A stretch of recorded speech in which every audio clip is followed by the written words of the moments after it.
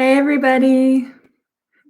So I was live earlier today and I promised that because I had to kind of cut it short, I could only go live for about 30 minutes, that I would go live again later. It is much later. It is almost 10 p.m. here in the central time zone.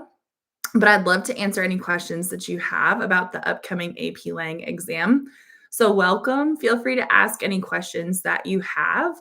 I'd love to talk about how you can prepare for the exam. I'd love to answer questions that you have about how to approach any of the essays. Hi, thanks for joining over on TikTok. So, yeah, feel free to just ask any questions that you have because we are about a little more than a week away from the exam. So, I will be going live tomorrow as well. Typically on Sundays, I go live around 3 p.m. Eastern, possibly going live more frequently than that. My goal is to go live as the exam approaches. Oh, you're so welcome.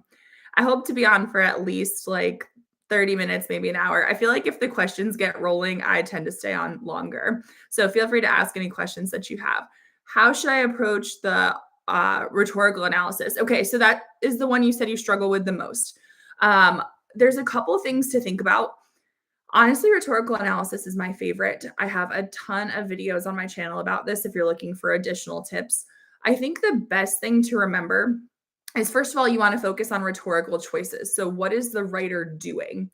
And we want to explain why they're doing it. So, really consider the rhetorical situation. So, ask yourself, why are they making this particular choice for this audience on this occasion? Because a lot of times, what happens is students might tell us, like, oh, let's say the speaker is a she repeats this word, but they don't really tell us why. So, you want to ask yourself, for example, why is this particular word or phrase significant? And why does it matter to the audience or to that particular occasion? Keep asking yourself why. That's really going to help with your commentary for rhetorical analysis.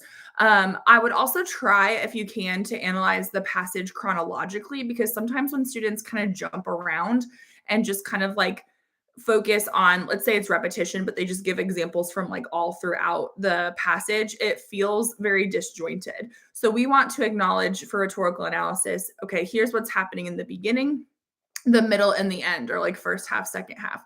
So chronological analysis really does help as well. Welcome if you're just joining. Feel free to ask questions in the chat. I'm live on both YouTube and TikTok. And if you're liking this on TikTok, feel free to tap your screen a couple times to just increase that likes count. Let's see, what are examples of umbrella categories for rhetorical analysis? Okay, that's a great question. So kind of like things that are either very common or very frequent. You mentioned word choice and tone, which yes, that's very true. So word choice creates tone. So a lot of times we analyze them together, not separately. Sometimes people separate them, but I think it's better personally. I think it's better to do it like as one thing. So here's their word choice, and here's the tone that it creates. And that's going to be in everything. So if you're like, I see no rhetorical choices whatsoever, at least you've got word choice and tone. Some other larger ones that we see more frequently would be things like comparison or contrast. So comparison, you're trying to highlight similarities. Contrast, you're trying to highlight the differences. Repetition is pretty frequent. An anecdote. So some people spell that wrong. Some it's Anecdote, anecdote. Some people say antidote, which is kind of like a medicine. An anecdote is like a short story, like a really quick story or example.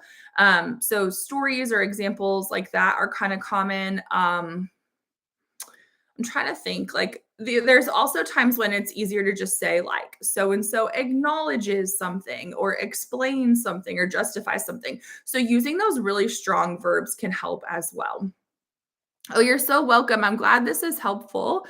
If you're like kind of new here, my name is Coach Hall. I have a YouTube channel and I go live on TikTok as well. And I try to help students prepare for the upcoming AP Lang exam. So if you have friends that you think would benefit from this, I would love it if you would mention it to them. Thank you to those that shared or liked the live. I'm going to be going live more frequently as the exam approaches, but I've also got like tons of old videos too if you want that kind of help. Let's see. I saw a couple more questions come in. Okay, how do we make a conversation with synthesis sources and what should the commentary include? Okay, that's a great question. So, if you've never heard that expression, we call synthesis a conversation of sources. And if you think about what a conversation is, there's different ways we have conversations. Like sometimes it's more one sided. So you might use one source a little bit more heavily. Other times it's kind of like an even conversation. Both parties are talking. So we want to put the sources in conversation with each other. And there's usually six sources. There could be as many as eight. The College Board seems to be favoring six sources lately, but I can't promise that that'll always be the case.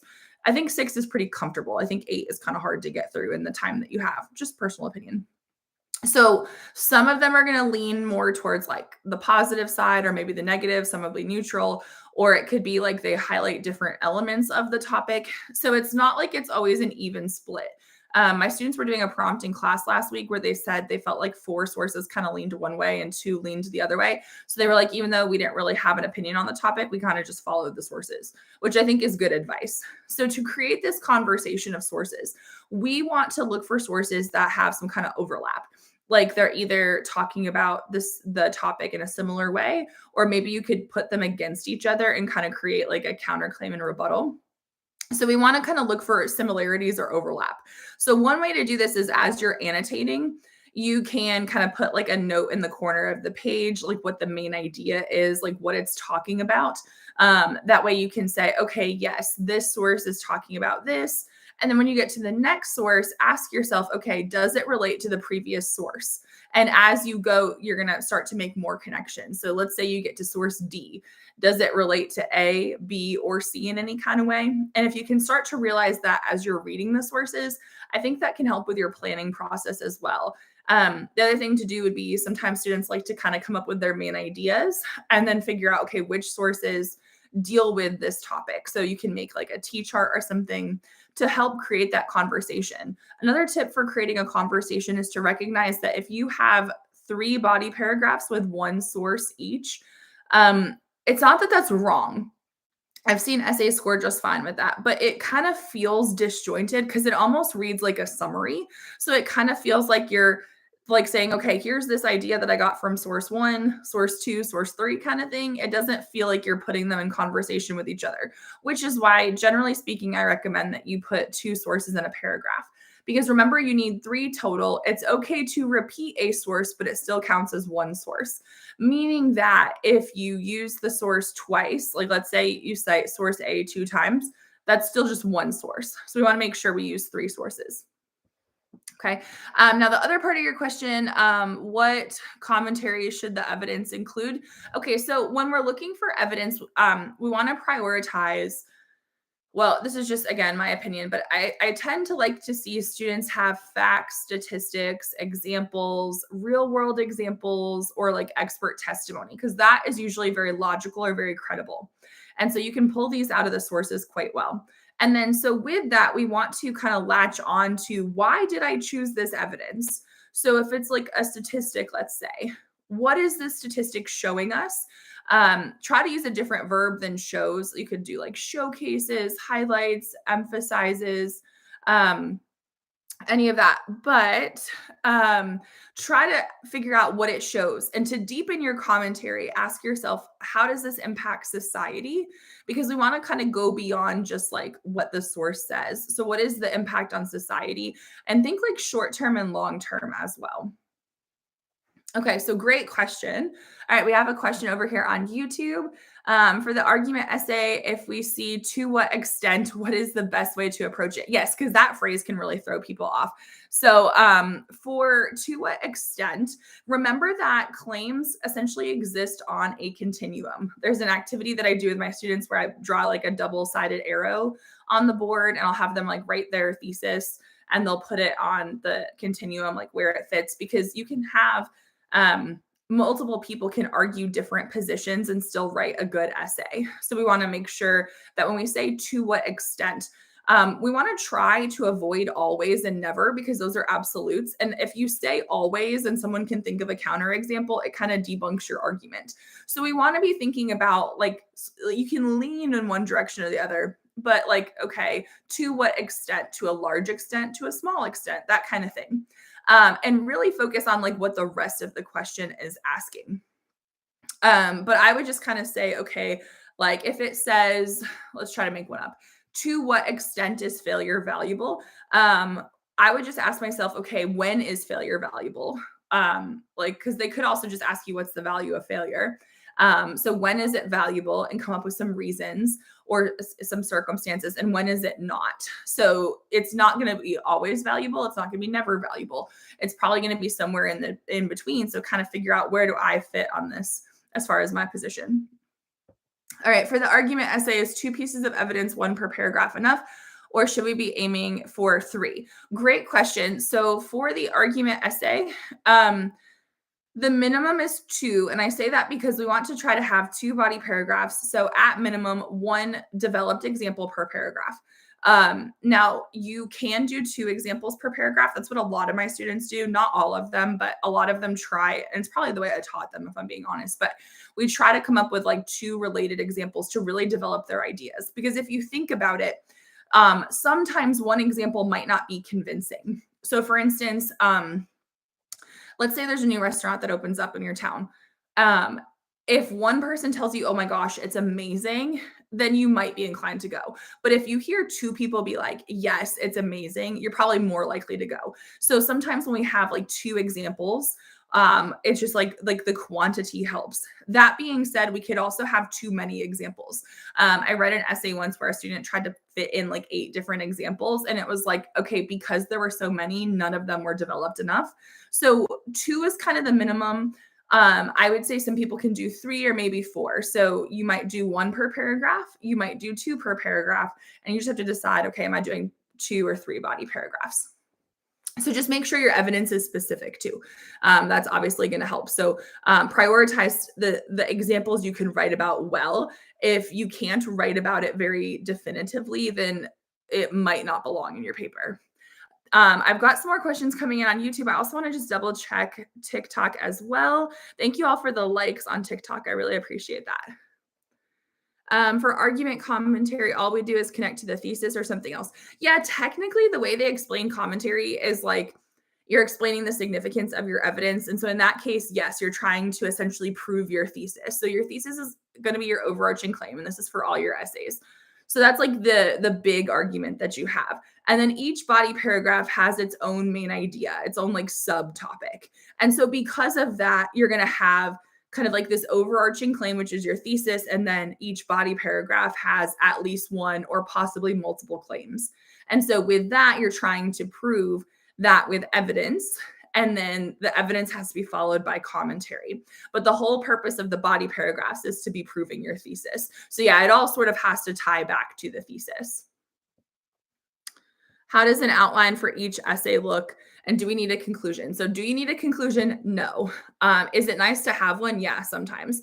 Most of my students don't write a conclusion. Like I would say probably 75% of them in their recent timed writes did not write one. Like to the point where like they actually told me like, hey, I actually got there this time. And the reason why is because they're focusing so much on their body paragraphs, and you have to count in like the reading and the planning. And so like you can end your essay on a body paragraph. On the exam, we see a lot of like kind of like 1 sentence conclusions where it's like, and these are the reasons why, and those just are always kind of, for lack of a better word, cringy. So like if you think the conclusion will help your argument and you have time, go for it. Otherwise, please don't stress about that. Your body paragraphs are so much more important. Okay, let's answer some questions for over here from YouTube. So let's see, what is a good rule of thumb to know if your evidence is specific enough for the argument essay? Okay, that's a great question. So, okay, let's think of it this way. On the rubric, they say there's general evidence, which you get a really low score for. Somewhat specific and then specific. So if it's a bunch of general evidence, you get a 1. If it's somewhat specific, you get a 2. If it's specific, you get a 3. Now, keep in mind that the commentary is like an and on the rubric. So you could have specific evidence, but if you have really weak commentary, you could move back down to a 2. But like the first thing we look at is, do you have specific evidence? So if I made a claim about athletes, that's general. If I said gymnasts, that would be somewhat specific because I've narrowed it down a little bit. If I say Simone Biles, That is specific. So like that's just like one example. So specific evidence is going to have some kind of proper noun or like specific name. So think about specific people or events. Things like the American Revolution and civil rights movement can be, in my opinion, sometimes a little bit broad. So we really do want to focus on a component of those things. So yes, it could be a proper noun. However, it might not be specific enough. So for instance, like I'm dating myself here because I haven't taken history classes in a long time, but American Revolution, maybe we could focus on the Quartering Act. I don't totally remember what that was, but like I remember learning about it at some point. So like we can, instead of being broad like the American Revolution, we can like narrow it down more. So also you want to provide appropriate context. And this goes for personal experience. This goes for talking about historical figures or current events, because the reader can't assume that, like, they can't infer, let's say. So I was reading an essay from a student the other day, and they had written about Martin Luther King. Now, most people know about Martin Luther King. I am aware of who he is. However, in the essay, they did not actually tell me who he was. They just started talking about Martin Luther King. And so the problem with that is that I can't apply my own background knowledge. So if it's not on the page, I can't give you credit for it. So what the student really needed to do was, instead of just name dropping Martin Luther King Jr., they needed to explain who he was and what part of his life that they were wanting to emphasize. Okay, so even if you're talking about somebody really famous or a current event that you think most people are familiar with, you need to still specify. So that's going to take one or two sentences, maybe three. So that's when you can tell us the background that we need to know for your example to make sense. Then you move into your commentary, and that's when you're going to focus on like why this example proves your thesis. So what's the lesson that it learns? What does it show us? What's like the takeaway and that kind of thing. So really focus on things you can write about well, and also like, and this is a little bit hard, but try to be unique if possible. If the only thing you can come up with is like Rosa Parks, Columbus, George Washington, something really common, that's okay. Just go with it. I told my students the other day, and I don't know if this totally makes sense, but I said, write your essay like you're writing to an English teacher, meaning like with your language, use higher level language, but explain things kind of like you're explaining it to like a middle school student. Like assume that they don't know. So write with the higher level vocabulary, but kind of like possibly it might feel like you're over explaining, but we can't infer. So tell us all that info. Um, I was going to say something else about argument essays too, and I can't remember. But anyway, the general evidence. Oh, it was about the whole like unique evidence thing. A lot of times students have really unique knowledge about like maybe like an athlete, a musician, like something that you're into that maybe other people aren't. Even like I've read some interesting evidence about like TV shows and stuff. So like if you can try to choose something interesting. I was hosting a class earlier with some students, and a student gave an example of like the polio vaccine, which most people have probably heard of, but most people probably wouldn't write about. So it was like, oh, I really want to read that essay.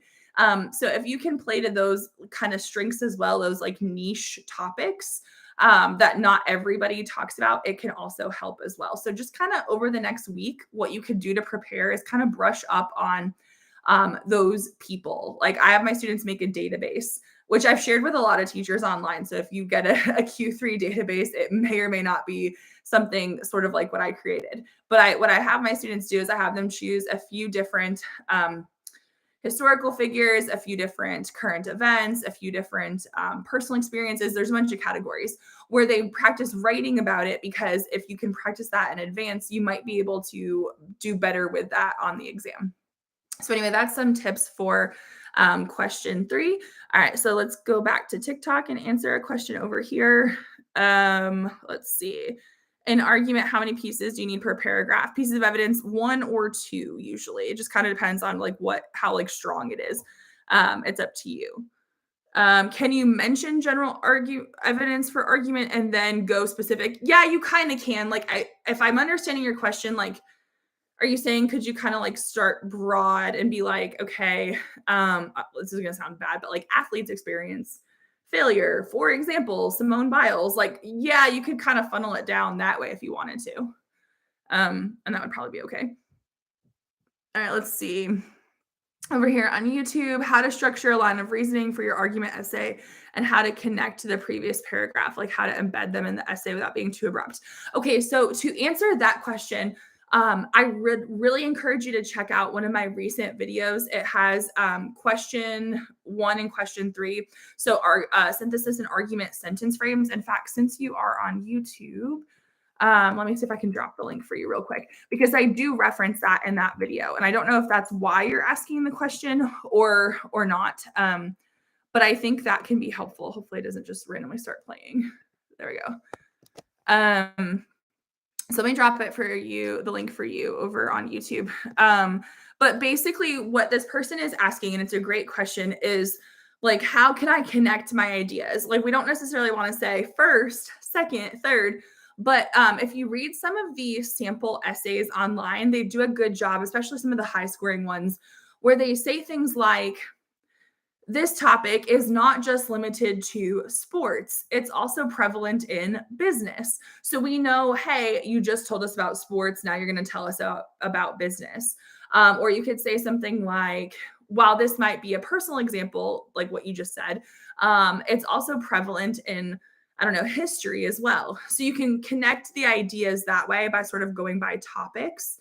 And that can create that line of reasoning. So we want to make sure that we're connecting our ideas within our paragraph using transition words, and then using our topic sentences, especially to go from paragraph to paragraph to create those connections and develop your line of reasoning. Let's see. For the rhetorical analysis essay, should I be identifying how the author builds credibility or ethos? My teacher stresses this, but I don't know how useful it really is. Okay, so I feel like some teachers kind of overemphasize logos, ethos, pathos. We don't necessarily want to see you write a whole paragraph about each one. In fact, we need to recognize that choices create appeals. And so instead of focusing on credibility or like ethos, think about what they're doing to create that credibility. And that's probably your choice. So um, it's almost like if the branch is, what can you do to create credibility? Let's say you're giving a testimonial, like you're giving like some expert testimony. If that's like the branch, like the main branch, then like credibility branches off that. It's kind of like okay, by giving these expert testimonies, then we're branching off into credibility. So we want to focus on the choice that creates the appeal, not just the appeal itself. Now, you can definitely bring up the appeals because they are present, but try not to bring up all 3 in each essay because they're not always equally present, if that makes sense. So we don't want to see a paragraph about logos, the next one about ethos, the next one about pathos. I have a video on YouTube that I'll post on YouTube as well about how to write about the appeals, because it's not that you can't write about them. It's just that there's a preferred way to do it. Okay, so let's see.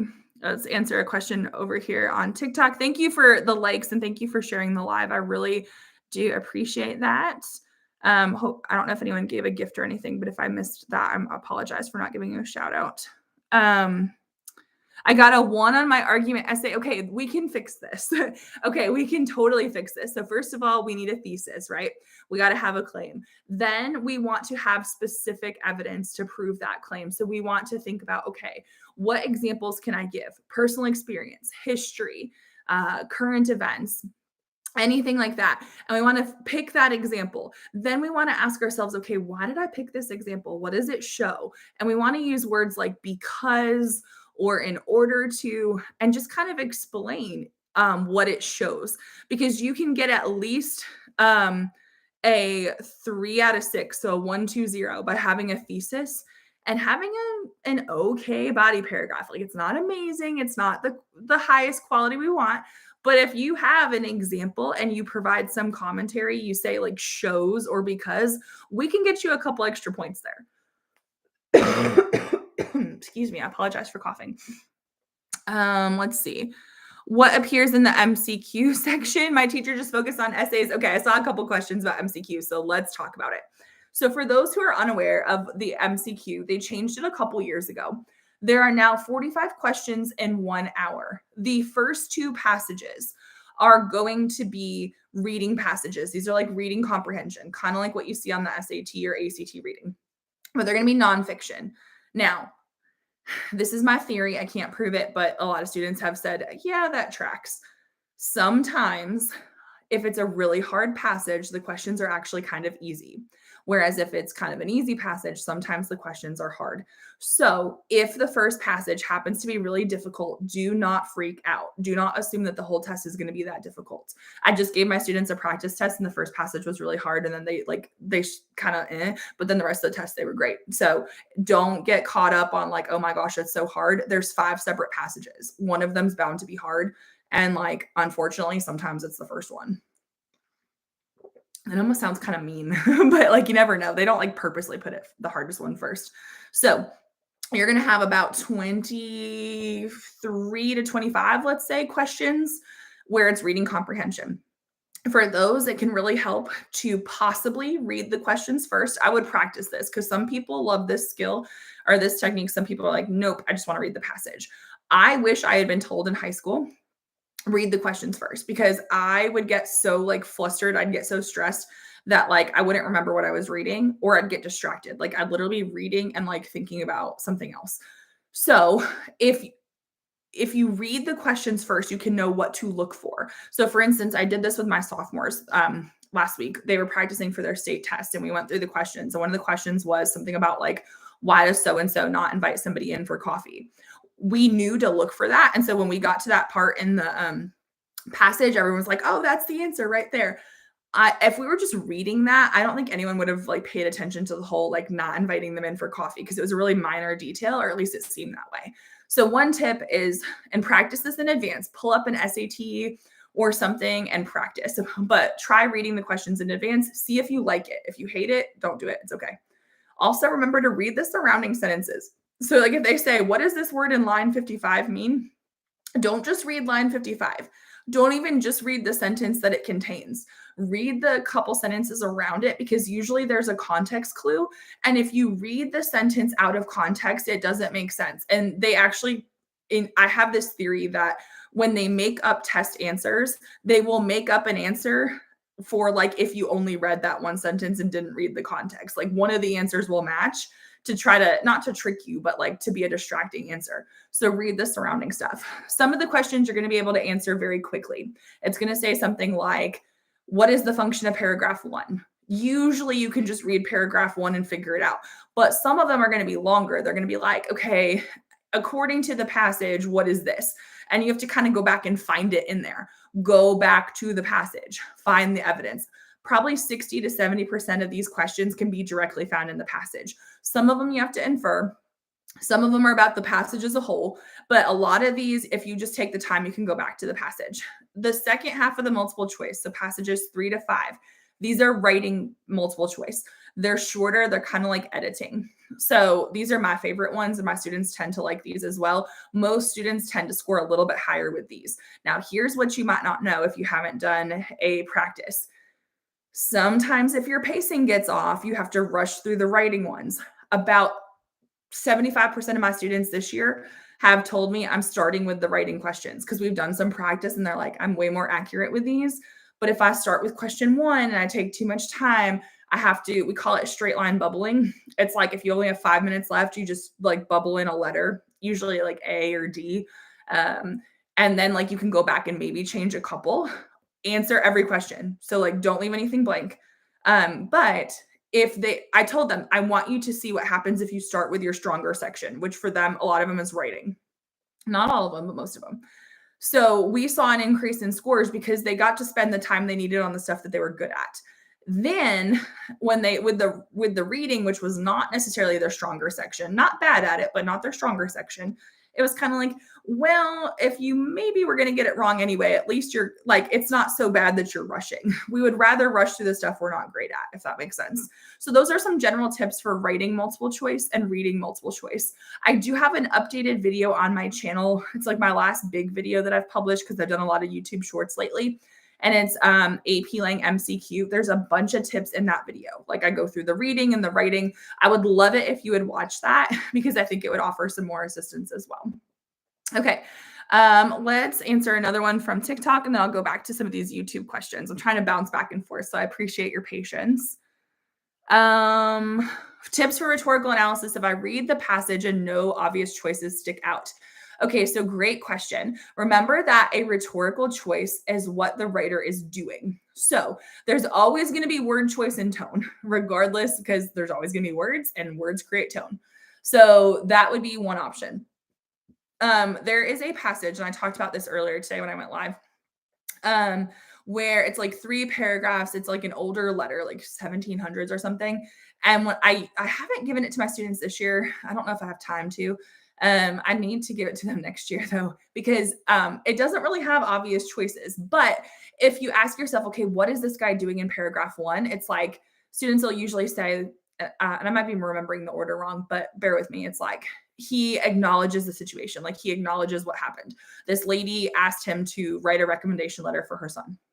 So he acknowledges the situation. Then in the next paragraph, what's he doing? Well, then he explains why he can't write said recommendation letter and why like she shouldn't have even asked him. And then in the third paragraph, what's he doing? So sometimes we don't need these fancy terms for it. We just need to know, okay, what are they doing? Are they acknowledging something? Are they justifying something? Are they explaining something? So if you can use a strong verb to convey what is happening, that's fine. That's your rhetorical choice. So just be asking yourself, okay, what is the writer doing in the beginning, the middle, and end, or like first half, second half? And that's a tip to just kind of, if you feel like you don't see any obvious rhetorical choices.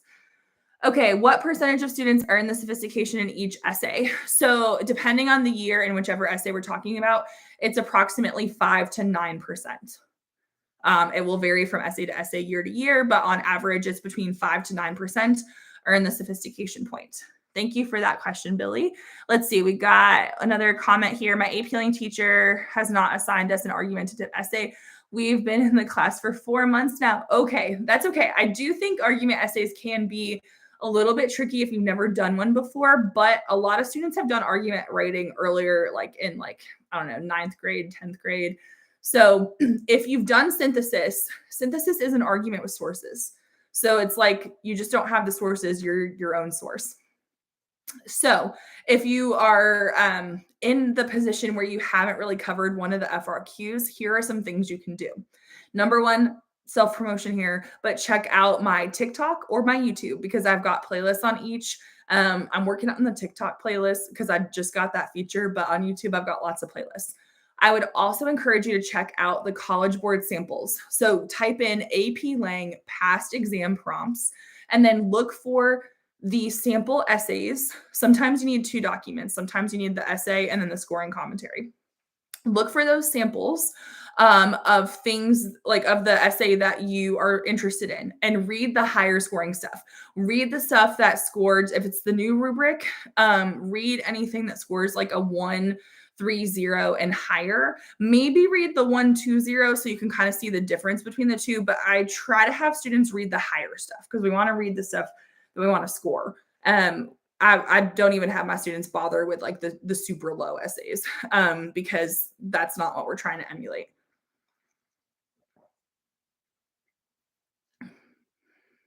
My AP Lang teacher said that you won't have time to finish the last essay no matter how hard you try. Is that true?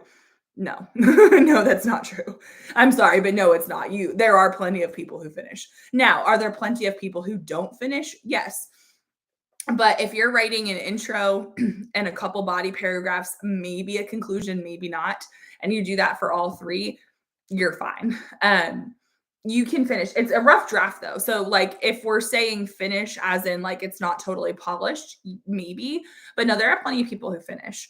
But you're not penalized for not finishing. We score what's available. So try to write as much as you can. One of my biggest pet peeves with timed essays is watching students sit there. Because if you have 5 minutes left or 10 minutes left, in my mind, I'm like, you should be doing more. Go back and proofread. Like you can have spelling mistakes and it's not a big deal. Add more content. Like I don't even care if you have to add like a little arrow or an asterisk, like use the time because the 2 hours and 15 minutes to write 3 essays should not feel pleasant.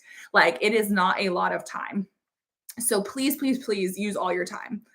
For the multiple choice, I could see some people finishing earlier. Like some of my students finish in like 50 minutes and they get good scores that like, so I don't want you to like on your multiple choice, go back and overthink it. Cause I'm the type of person where I'll talk myself out of the right answer. So multiple choice, if you genuinely tried and you're just like a quick test taker and you have a few extra minutes, no big deal. But for the writing, I personally feel like everybody should use their whole time as best you can.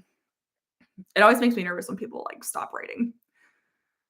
How do I earn the sophistication point?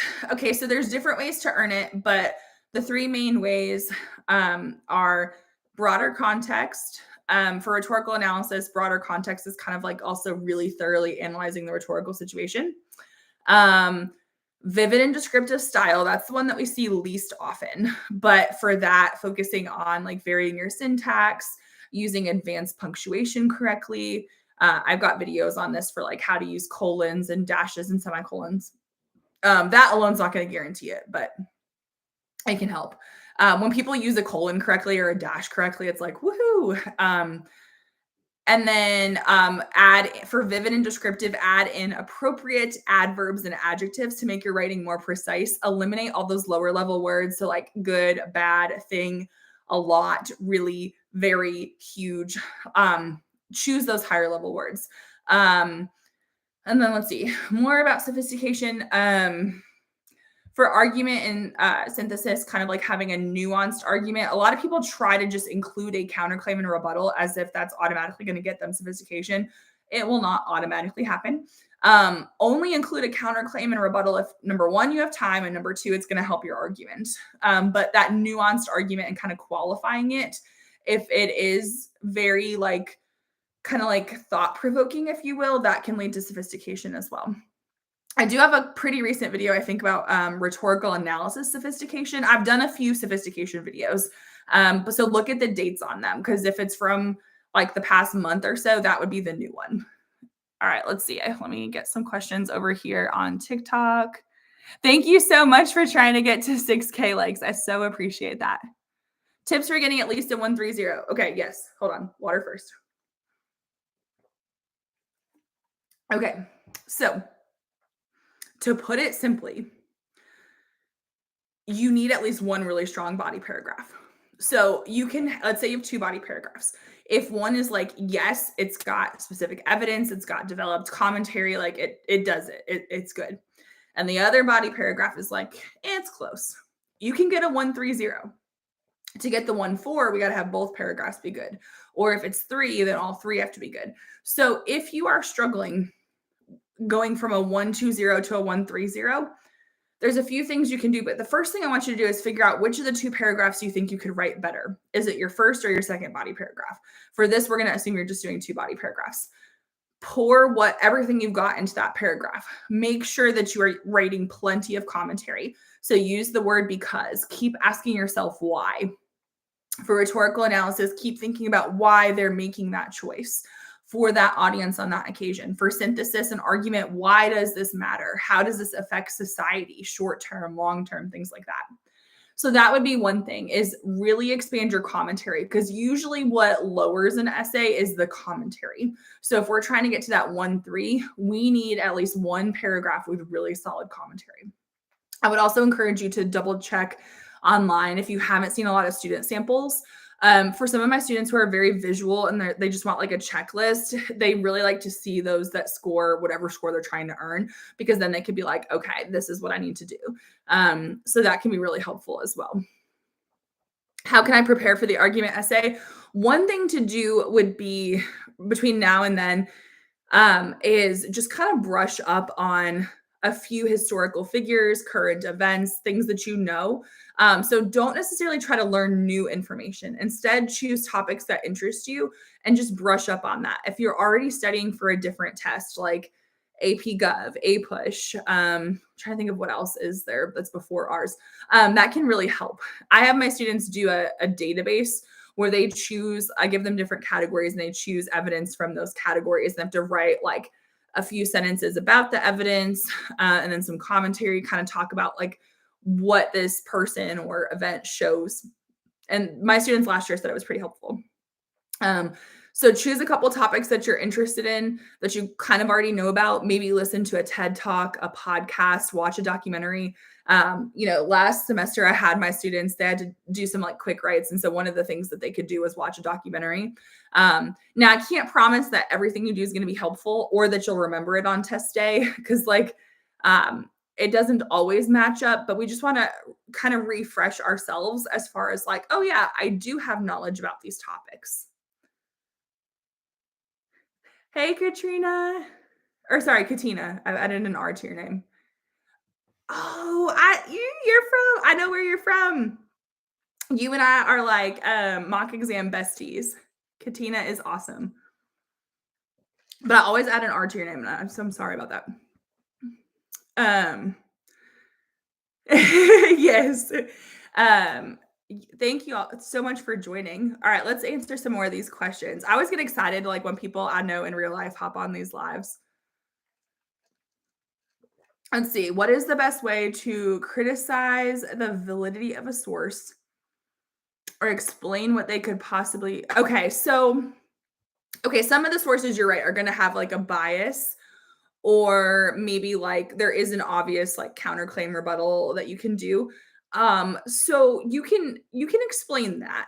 I don't see students doing it super often if I'm thinking about it. However, I think you could say something like what so and so fails to realize is, or like if it's a person, like if you're quoting a person. If it's an argument, you could say something like, though, like this argument fails to recognize this or fails to consider this. So then you can point out the flaws in it. And I think that would work okay. Let's see. I get out of 6 on synthesis, and my teacher is a harsh grader. Okay, it sounds like you're on track for the exam then. Yeah, some teachers are harsh graders, some teachers grade leniently.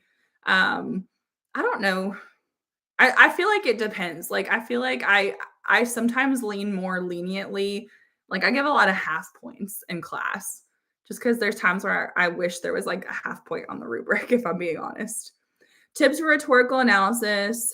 If okay, so yeah, and this question's been asked a few times.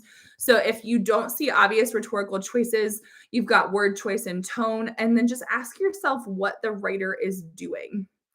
And use strong verbs like acknowledges, justifies, explains, elucidates is like a verb that you could use for explains.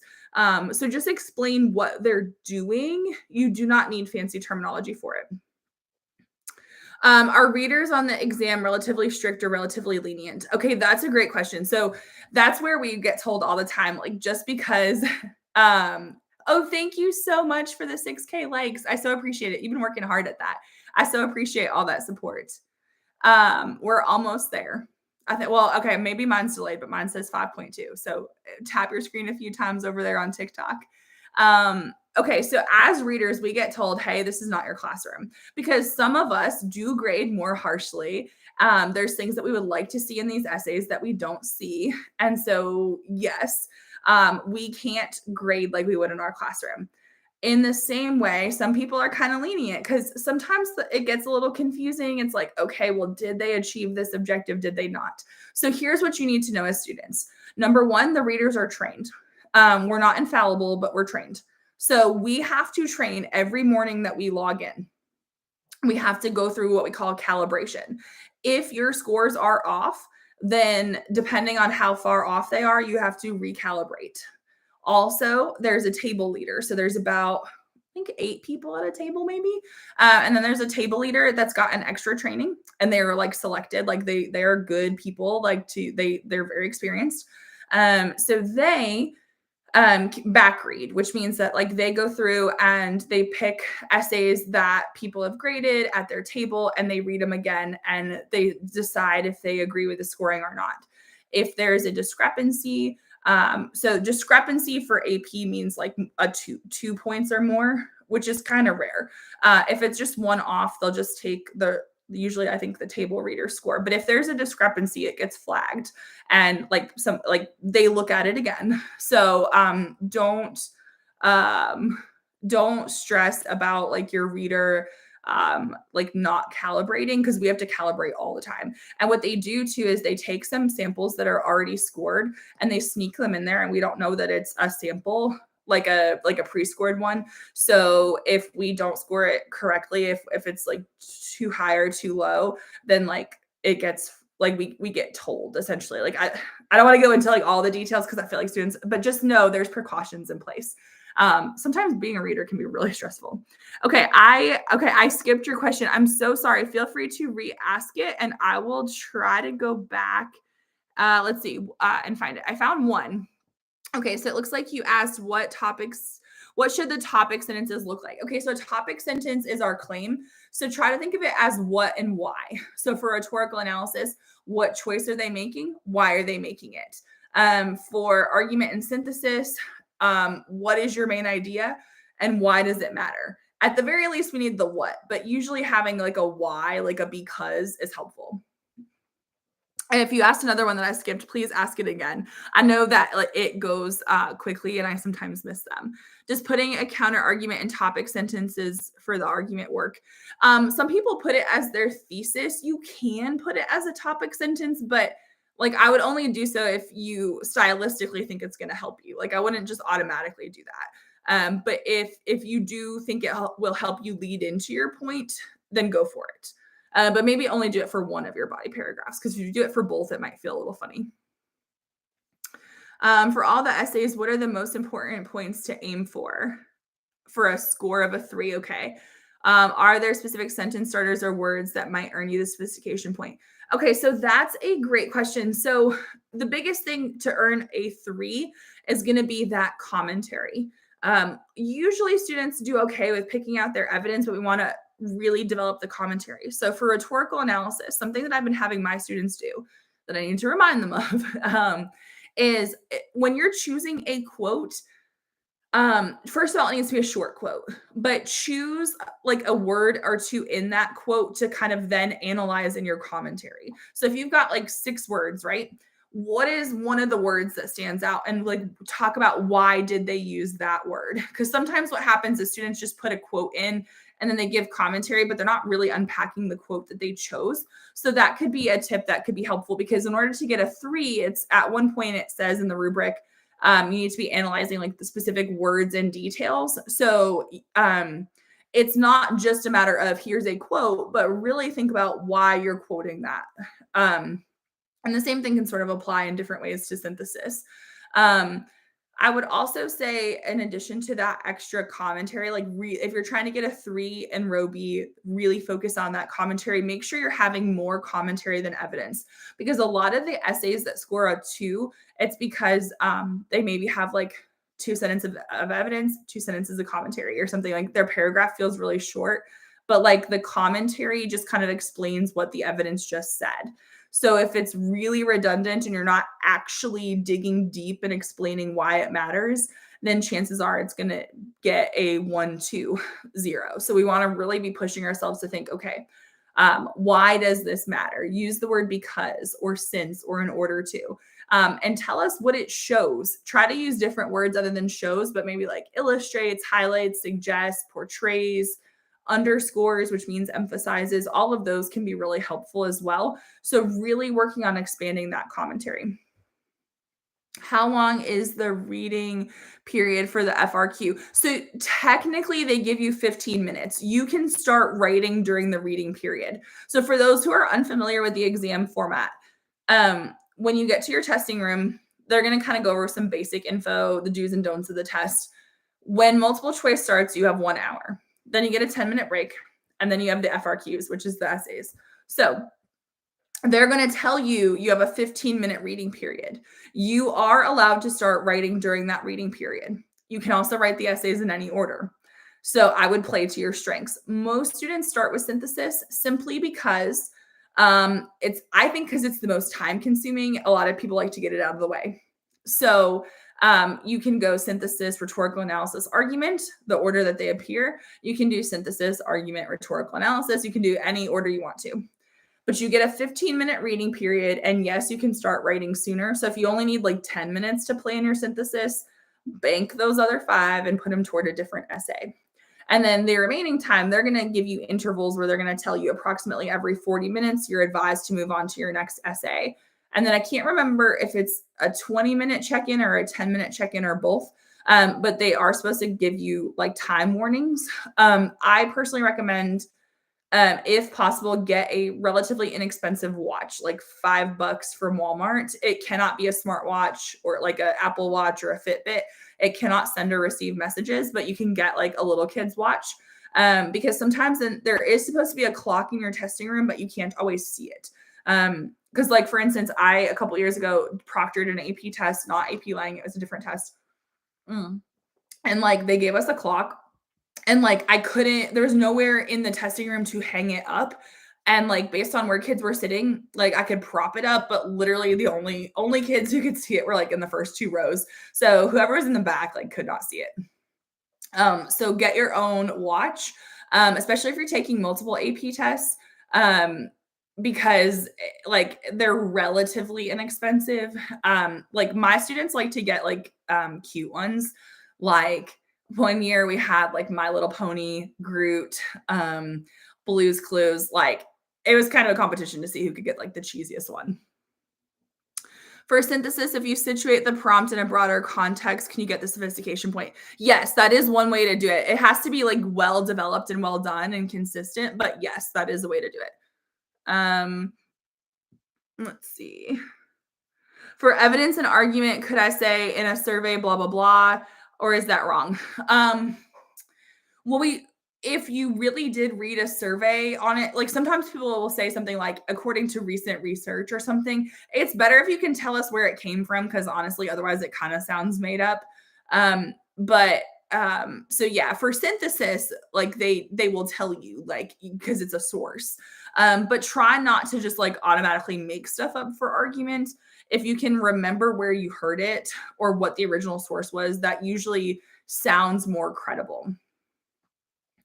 So I'd have to do a lot of explaining or connecting the evidence to the thesis. Yeah, that's the goal. Sometimes it almost feels like you're like overdoing it, but yes, that's the goal. Um, okay, I think I know I've answered that one. Maybe let me see, make sure that like I've gotten to the bottom of the questions. Way to manage time on MCQ. So one thing to do would be possibly starting with the writing questions first, because they take less time and a lot of students are better at them. So if we're trying to earn as many points as possible, it might help to just go to that part. It's going to be passage 3, approximately question 23 or 24. It might help for the reading multiple choice to read the questions first, because then you know what you're looking for. Don't read the answer choices. That's just going to be super confusing. But if you could just read the questions, sometimes that helps students work more quickly because they know what they're looking for. Don't just keep rereading stuff. If it doesn't make sense, and you like just keep going, because chances are it'll make more sense as it goes. Or sometimes it helps to read it quickly through once and then maybe go back through it again if you're a quick reader, just to like help your comprehension. But don't get stuck on like rereading the same sentences or paragraphs over and over, because that's going to be counterproductive. Trying to think of how else you can save time on multiple choice. Use process of elimination. So if the answer is obviously wrong, cross it out. If it's partially right, it doesn't mean it's the right answer. Like sometimes students will say, oh yes, this part of the answer is true, but this part isn't. Maybe I just read it wrong. No, like they're going to try to give you an answer that is kind of partially right, but not totally right. So ignore those. Also, make sure that the answer choice you're selecting actually answers the question being asked, because sometimes it might be true, like it might be in the passage, it's just not actually answering that question. But I do have a pretty recent video on my YouTube channel about AP Lang MCQ. I've done several videos on MCQ. Well, maybe not several. I've done like 4. But the most recent one is pretty comprehensive. So I would love it if you would check that out. For the argument prompt, am I allowed to say I believe or I disagree? You can, but it usually sounds better if you don't. Because if you say I believe, we know that you believe it because you're writing it in theory. So just cut out the I believe and then just make the claim. It'll read better. And that's a good writing skill to have for like college and stuff too. Should I mention the specific rhetorical devices used or not on your videos? I know you said not to, but I keep seeing other Lang teachers mention them. So, like, we don't necessarily want to mention like a bunch of nouns like anaphora. Like, you can, but it's just as easy to say repeats.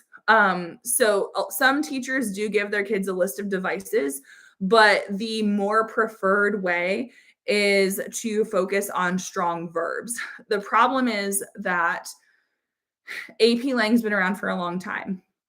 So as things change and certain things become better practices, not everybody is going to agree on how to do it and that kind of thing. So I can promise you that if you're using strong verbs, you should do fine. Like but if you use a noun like logos, as long as what you're saying is true and developed and it's accurate and you have good commentary, you should also do fine. So while like I like strong verbs, and my friend Tim Freitas from the Garden of English, who's also got a YouTube channel, like we really want those strong verbs. Maybe not every teacher is teaching that. And so that's okay. Just make sure, because they want rhetorical choices, and a device is technically different than a choice, but we're told to count devices as well. So not something to stress over. On test day, just write whatever makes the most sense to you. Don't let it stress you out. Do you have any tips for improving my writing to an academic level? Okay, so yes, one tip would be add in adjectives and adverbs to make it more precise. So even like if you said so and so claims, let's add an adverb. So and so boldly claims, or so and so logically claims, because then or patriotically claims, then we're being more precise. So adjectives and adverbs can help. We also want to get rid of those lower level words like good, bad, thing, a lot, huge. We want to choose stronger words.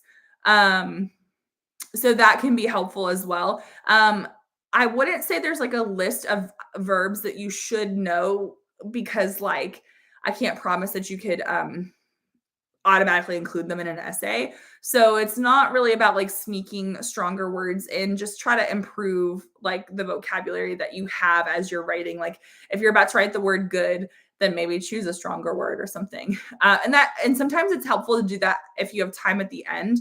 Like sometimes it's hard to come up with those words in the moment, but you could go back and proofread it and be like, oh yeah, I could use a stronger word there. But strong verbs and adjectives and adverbs will really help. Your channel is the only reason I have a hope in passing the test. Well, I'm glad it's been helpful. Thank you for supporting the channel. I really appreciate that. Can you give examples of strong verbs? Yes. So, hold on one second. So for rhetorical analysis, but some of these will apply to all of them. But for rhetorical analysis, for rhetorical choices, compares, repeats, like trying to use the verb form of the choice is fine. Other things could be like acknowledges, explains. That's not super high level. Justifies. A fancy word for explains is elucidates, because lucid is to be clear. So if you elucidate, you make clear. Let's see. Engenders is one that people use sometimes. Let's see. Conveys. There's some verbs that can help with commentary. So those would be things like emphasizes, underscores, which means emphasizes. That might come up on multiple choice. So if you ever see underscores, it's like underlining it, like it's like emphasizing it.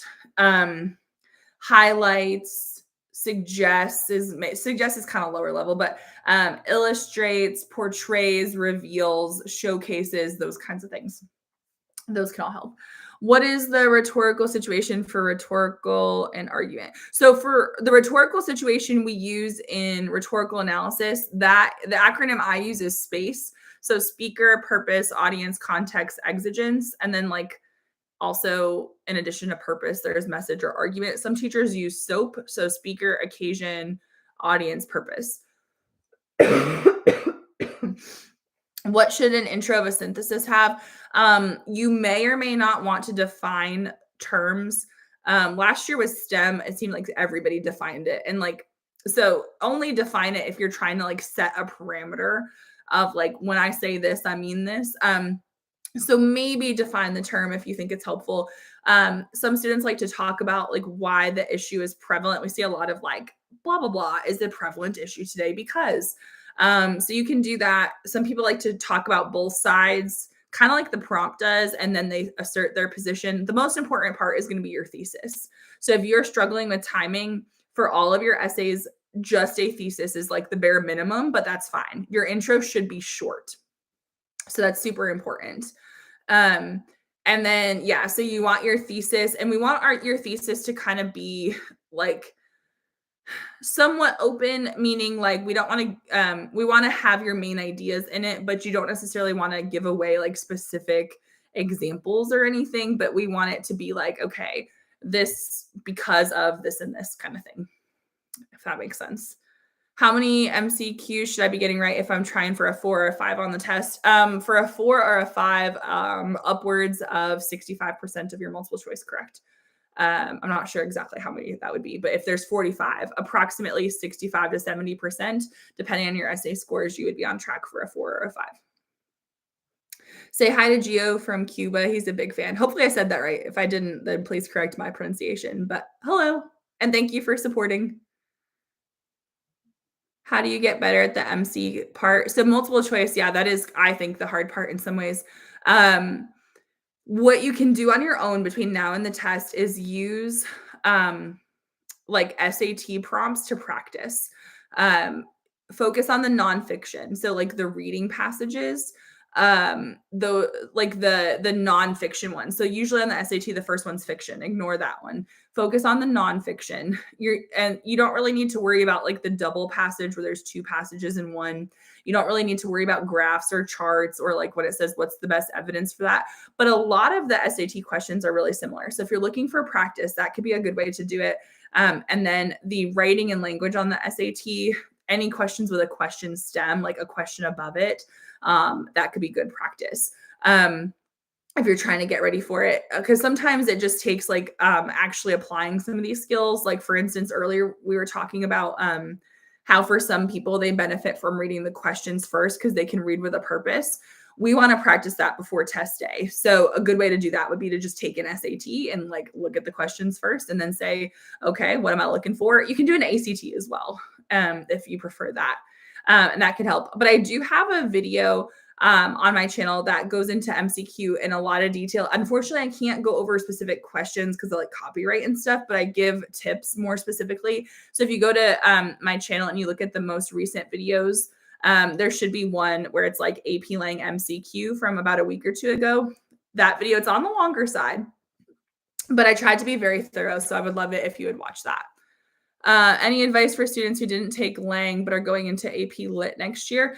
Over the summer, try to read 1 or 2 like classics, if you will. And like try to take good notes on it because that might help.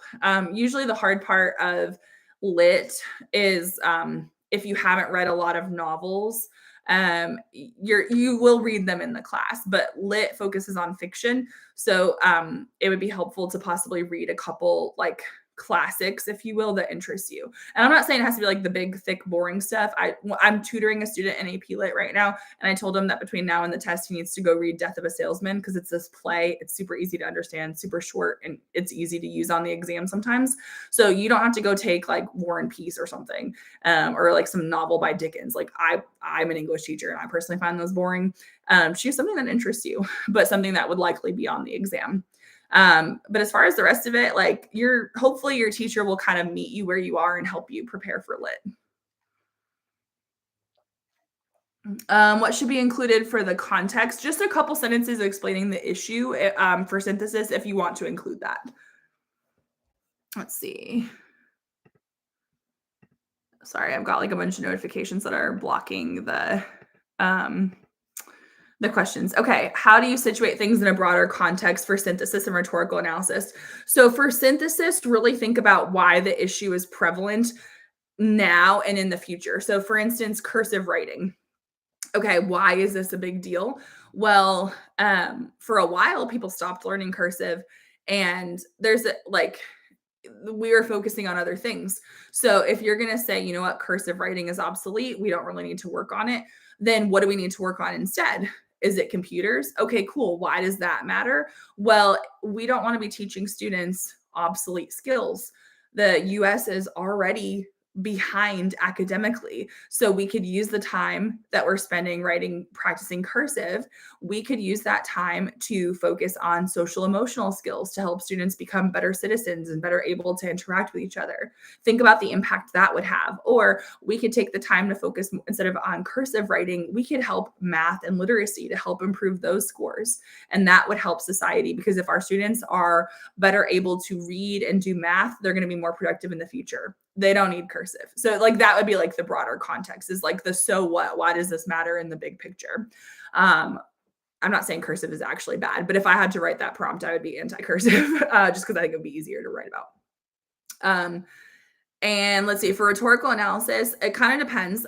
Broader context, if it's something that is like very obviously historical, you could think about the implications of that speech beyond the speech. Or something else that I like to see students do sometimes is if it's like a question about their message, ask yourself, and usually for your conclusion, but if you need to sneak it into your body paragraphs, you can. Why is this message relevant today? Just answering that question alone is not going to guarantee the sophistication point, but it does help you situate it in a broader context. What are the identifying characteristics of sarcasm or satire? So I don't think that's going to be on the exam. They have put satire on the exam years ago. They've kind of unofficially said that it's not happening, at least not for rhetorical analysis. And I kind of don't see it happening for multiple choice. If they did to make it more equitable and accessible, I think they would tell you. So if they tell you it's satire, then they're spoofing something. But I don't think they would just put, I could be wrong because I'm not in charge of making the test. But to be equitable and fair to students, I think they would have to tell you it's satire. At least that's what I would want them to do. Let's see. Hold on. I think I missed the first part of this question.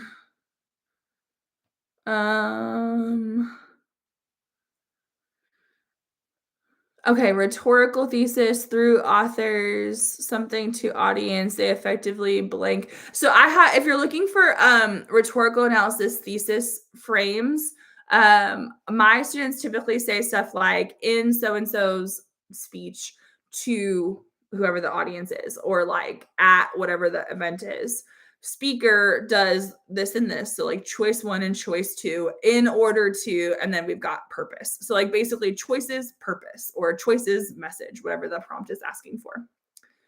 Could not writing a conclusion jeopardize the sophistication point? No. Now sometimes a really good conclusion can help your essay, but like there is nothing in the rubric that says you need a conclusion. So if your essay is fantastic, but you don't have a conclusion, it's not like they're like, oh, no sophistication point.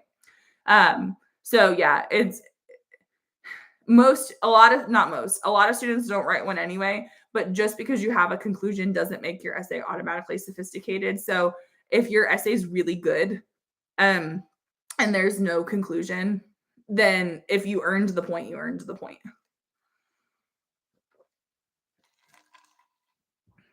All right, let's see what we got. Thank you for the likes over here on TikTok. We're at 9K. That's like a new record for me, I think. How do you improve your writing complexity? So, if we're talking about like stylistic complexity, focus on varying your sentence structure.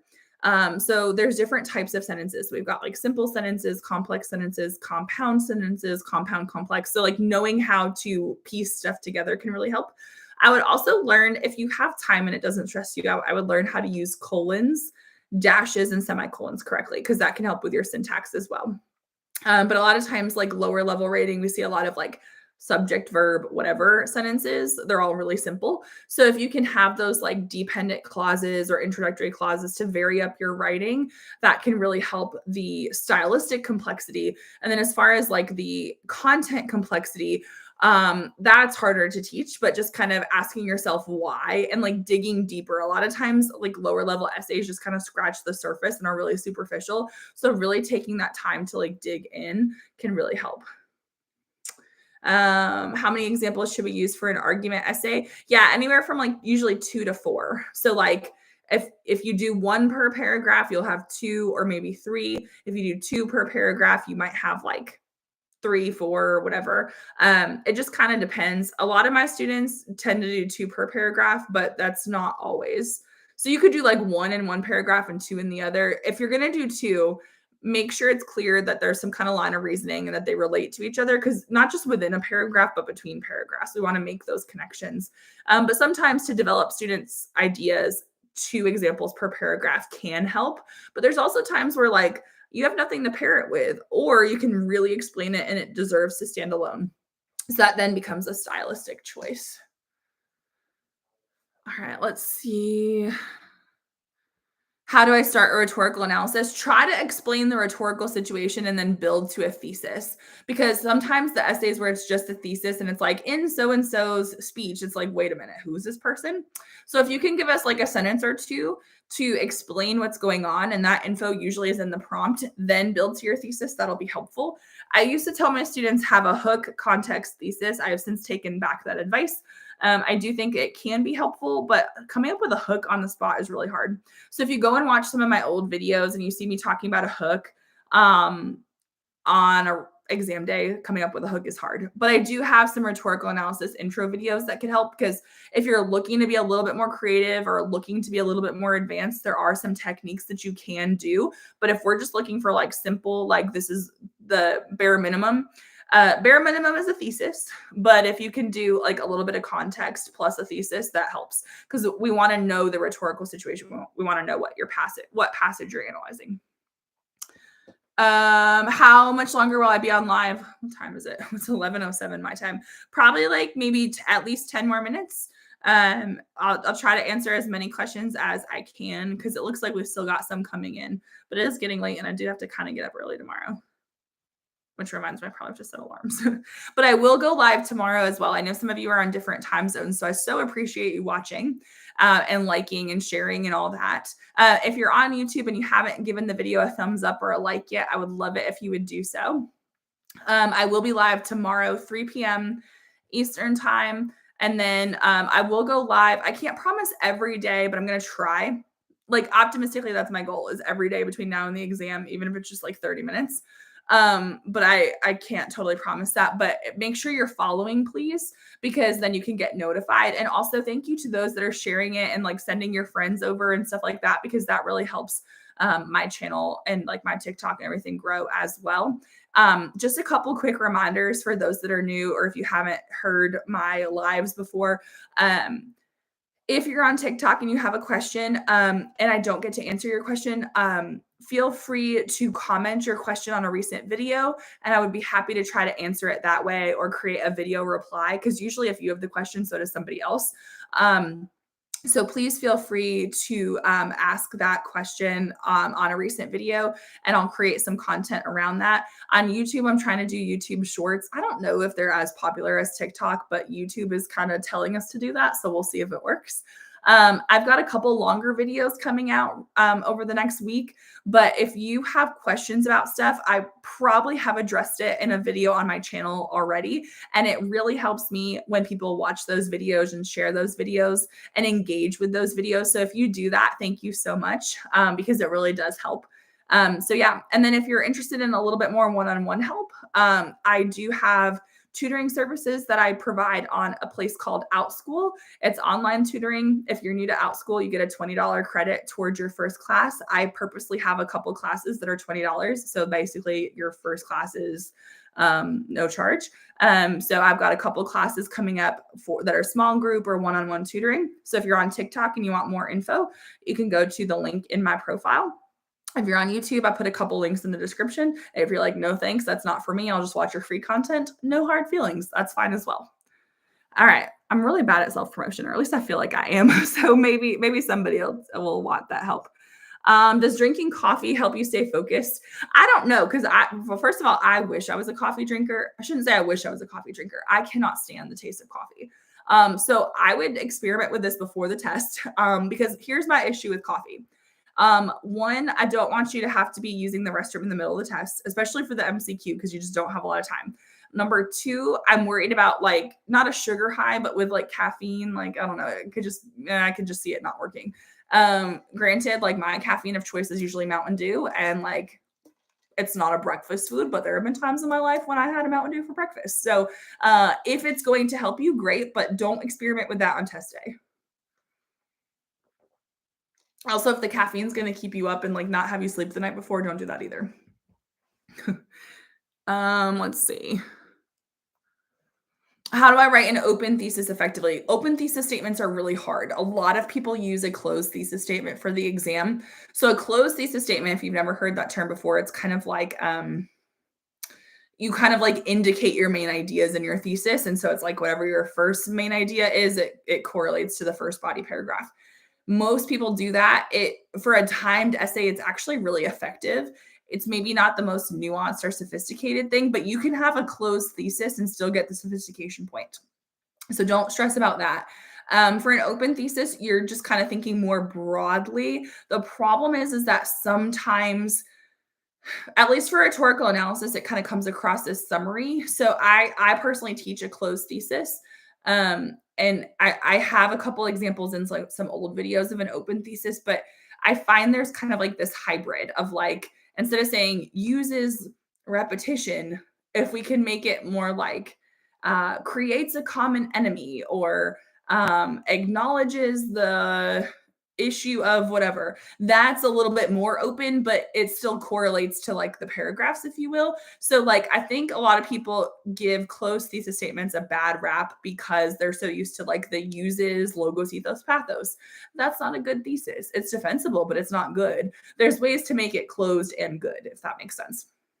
So I know that probably totally didn't answer your question, but I don't typically teach open thesis statements just because they're really hard for students to master before the exam and they're really hard to do under pressure in a time situation. So like in trying to make my tips accessible for more people, I teach a closed thesis. What rhetorical devices are most commonly used for rhetorical analysis? So I have a video on this. It's old. I've been meaning to update it. I don't know if I will before the exam, but I'm going to write a note to update it just in case I do have time. New devices video. Okay, so here are the ones that I see most frequently. It does not mean that they will all be on there. Repetition, especially if it's a speech, we tend to see repetition because when people are speaking, they tend to repeat.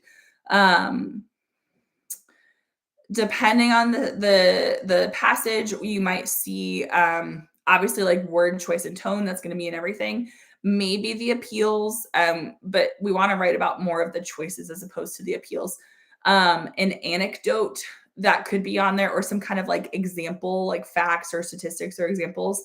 Comparison can be pretty common, or contrast. Let's see. If you can think of any, like feel free to spam the chat with common ones. But repetition, comparison, contrast, word choice, which creates tone, anecdotes or examples. Those are the ones people can write about probably the most. There's sometimes where we see stuff where you can't really write about it, but it's there.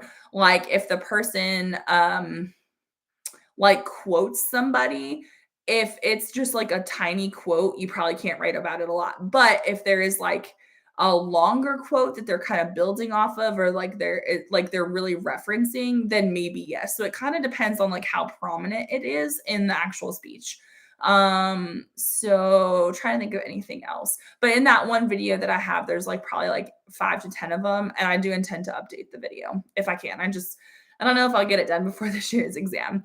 But those are probably the most common ones. But also remember that choices can be something like flattery or like humor, or if you're criticizing something. So if you're like, oh, there's like they're flattering their audience here, but I don't know what choice it is. Just say they flatter their audience and then say why they do it. That's a choice. Draws on, applies, maneuvers. Okay, yeah, those can be some good verbs as well because we want to try to avoid uses. We want to incorporate like a stronger verb. What breakfast should I eat on test day? Hopefully something with protein that doesn't have a ton of sugar. Something that's not going to upset you, like upset your stomach. Let's see. How do you get the sophistication point for argument essays? There's a few different ways. A counter argument, maybe if it's good. It's not guaranteed. Vivid and descriptive style. So the counter argument kind of leads to a nuanced argument. And then sometimes, like that broader context, which is like that really deep analysis, can do it as well. If you're asking about the sophistication point, one thing I would encourage you to do if you haven't done so already is to read sample essays that earned that point, especially if you're a very visual person, because you can look at the essay and then look at the scoring commentary and decide, okay, like why do I think they earned it? Which is that's what I have my students do. I'll give them an essay. I'm like, this earned the sophistication point. So you know it did. Why? And then they have to go through and find multiple places that are sophisticated because one single line is not going to make your essay sophisticated. It has to be like done in multiple places. And so then I have them compare their thoughts to the scoring commentary. The best way to take writing from a 3 to a 4. So if we're talking row B, if we mean like evidence and commentary from a 3 to a 4, the difference is a 3 is like you've got essentially like one good paragraph and one that's like so. A 4 is you're consistently good, like it's uniformly developed. Now, if we're talking about a 3 out of 6 to a 4 out of 6, so like a 120 to a 130, the best thing you can do is add more commentary and make sure at least one of your paragraphs is really strong.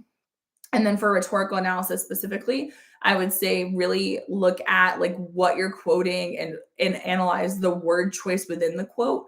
So like why did they say those words or give those details, and really try to answer the question for rhetorical analysis of why this choice for this audience on this occasion. Hi, Katie. Let's see. Can you go over the closed thesis you were talking about? Yes. So a closed thesis is probably one that you're already very familiar with because it's the one that more students do anyway. So closed thesis for like rhetorical analysis could be something like in their speech to whomever, the speaker does this and this to, and then you tell the purpose. So it's like choice one, choice two, purpose. And then I know that choice one is going to be in body paragraph one, choice two is body paragraph two. And then like the purpose you're connecting to the whole time. That's closed. So it's just kind of like, okay, we're going to talk about this, this, and this.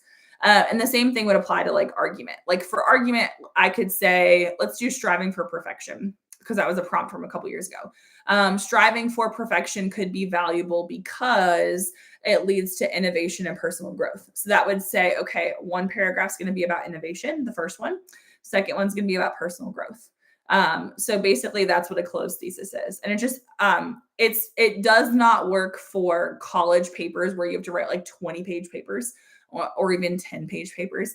So that's why some teachers don't like it, is because it's not the best level of writing. What they fail to consider, in my opinion, is that this is a timed essay.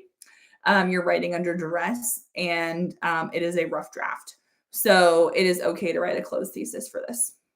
And as a reader, it's easier to identify the thesis when it's like that. How much personal information are we allowed to use? You can use multiple examples. I would try to kind of vary it up and maybe have like not all personal information, but if or experience, I should say, but you can write about personal experience, technically a little bit of commentary for synthesis, if it's relevant, but a lot, we see it most frequently in argument. So make sure that whatever you're writing about is a meaningful experience and you talk about like personal growth. Like tell us what happened, give us a couple sentences about what happened, and then tell us why it mattered. What did you learn from it? How did you grow? What's the takeaway? Does one pronoun repeated count as repetition? Yeah, technically. So like if they say I a bunch of times or we, that could be repetition. And then you'd want to talk about, okay, why are they doing that? So if they're repeating we or us or our, that I would call that unifying diction because they're trying to unite everybody together. And then you'd want to analyze why. So what circumstances are happening that are leading them to want everyone to be united? Because if you say you, it's divisive.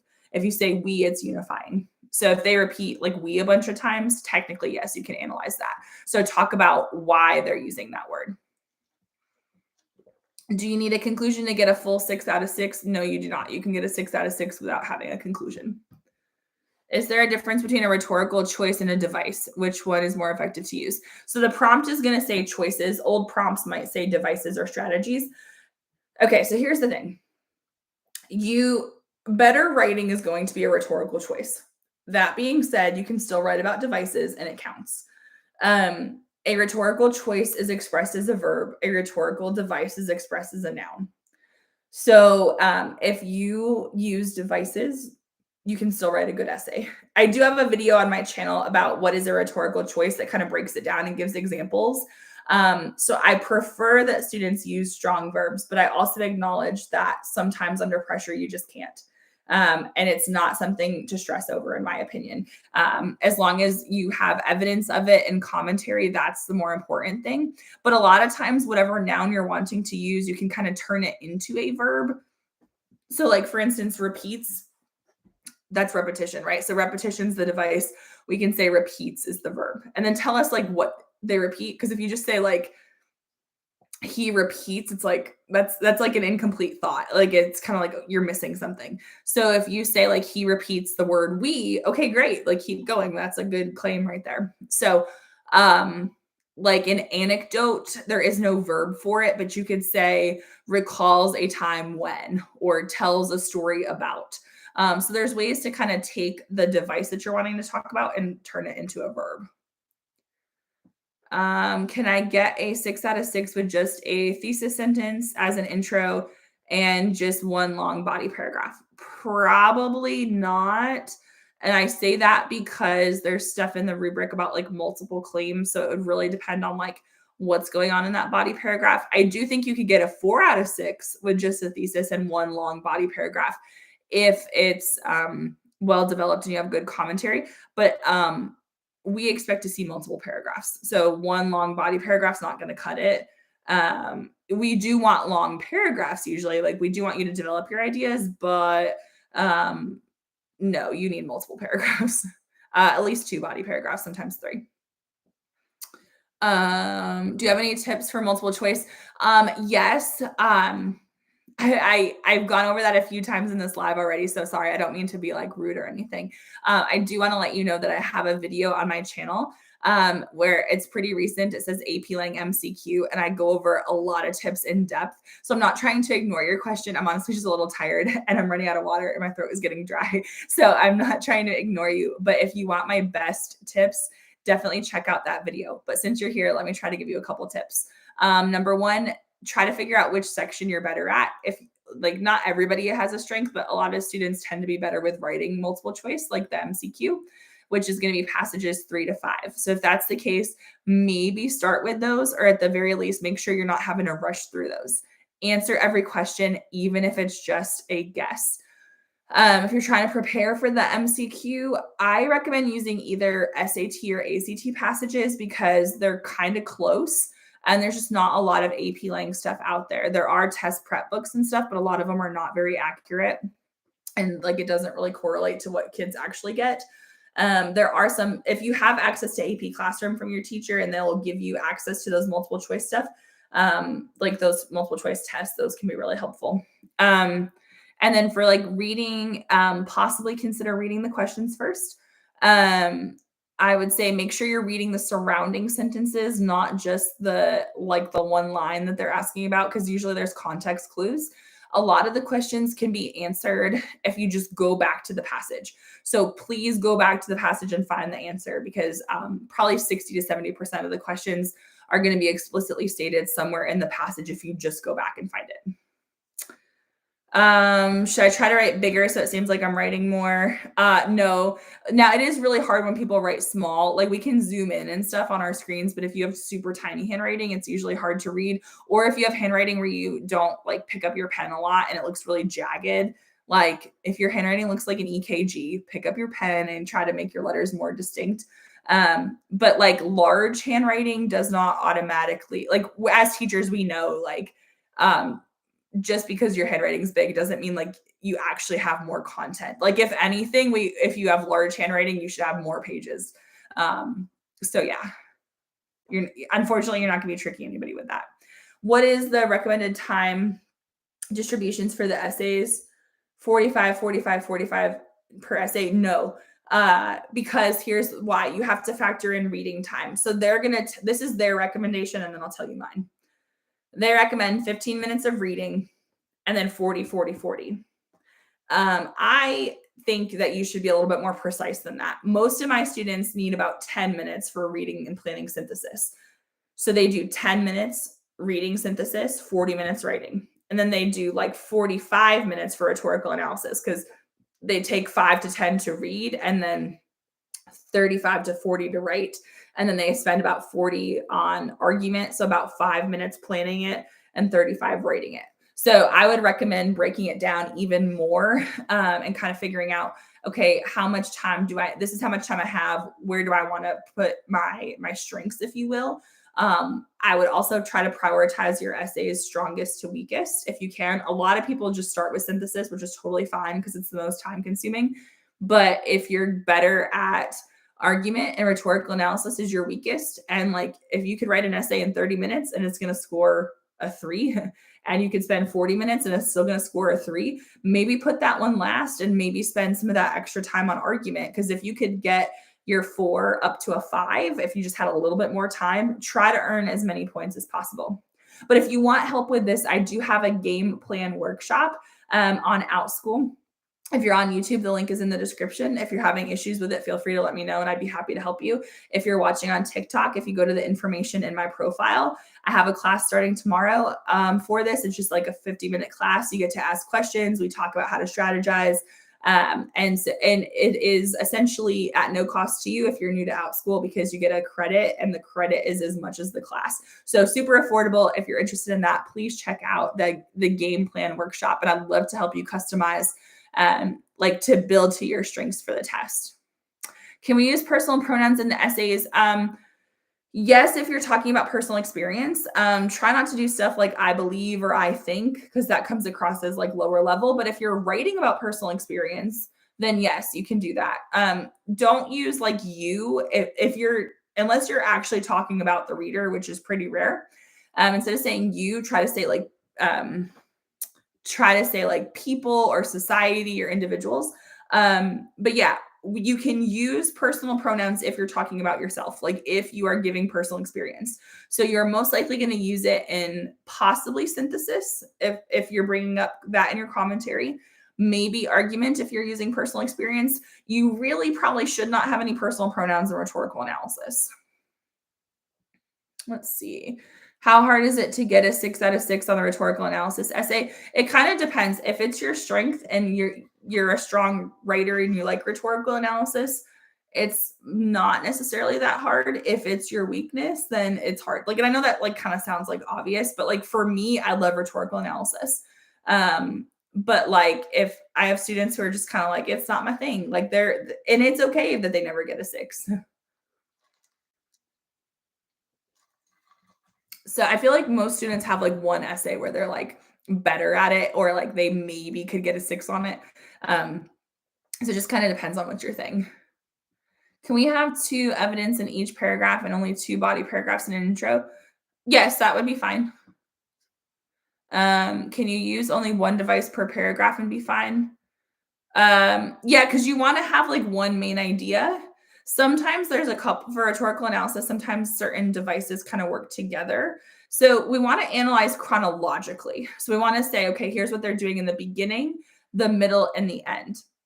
And that's going to follow their line of reasoning. So if you just talk about repetition and you give us like a bunch of different examples of repetition throughout the whole passage, that could score okay, but it's going to be better if you're like, hey, they're primarily repeating in the beginning. So I'm going to tell you here's what they repeat and here's why they repeat it in the beginning. Now in the middle, they give this anecdote. So that's what they start by repeating and then they give this anecdote. You know, if you're looking for more help with this, I have a few videos on my channel that are pretty recent that go into rhetorical analysis. Like I actually break down a prompt for you. I show you how I annotate. I even go through some sample essays. So definitely look at those. They're pretty recent on my channel. I also have a video about how to write a rhetorical analysis paragraph that could be helpful. And I have a video that is about how to write a rhetorical analysis. And there's 2. One is super short and I talk super fast, but it has views and I don't want to delete it. But I have the updated version. So I get a lot of comments on that one. Like, this is so fast. Sorry. I was just figuring out YouTube at the time. I have a better one that is more current, that is more updated from like a year or two ago. And I would recommend that one as well if you're wanting to learn how to analyze chronologically. Uh-oh, somebody put skulls in the chat. I'm in that weird generation where I kind of know what the emojis mean, but not totally. Like I don't use that. So I think it means like dying of laughter or something, but I don't know. So I could be totally interpreting that wrong. Can you make up fake personal experience? Yes. Like sometimes we know it's fake. Like sometimes it comes across as really fake. The skull is because it's funny. Yes. Okay, so I was kind of right. So what was funny? Now I'm confused. Yeah, I'm like, I don't use emojis correctly. And also my students tease me because like I use periods. Like I will put a period at the end of the sentence and they're like, that's so mean. And so they had to like last year they would ask me if I could put like LOL or a smiley face when I was giving them feedback because a period was too harsh. And I'm like, I don't think it's harsh at all. So now for certain students, I will on purpose, I'll write LOL, even though I think that's as an English teacher, I hate that. Let's see. So the fake personal experience question is funny. Yeah, people do create a fake experience. I had a student last year. Oh, she got a 5 on her exam, a 5 composite. Um, so I've known her since she was like 7, I think, because she's my coworker's daughter. So when she could tell us about the test, because you can talk about the FRQs after the prompts have been released, and it usually takes 48 hours. You cannot talk about the multiple choice. So she wrote about Hamilton, which was kind of expected because her mom teaches A push and she knows a lot about Hamilton. And she's like, "Oh yeah, and I wrote about my sister."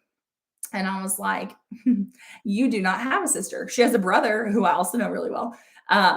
But she just made up, I don't even know what the story was, but she just made up an experience about her sister and it worked. So technically, yes, you can make stuff up. If you're going to do that and that's on you, just make sure it's believable and make sure the experience is meaningful in some way and it's actually answering the prompt.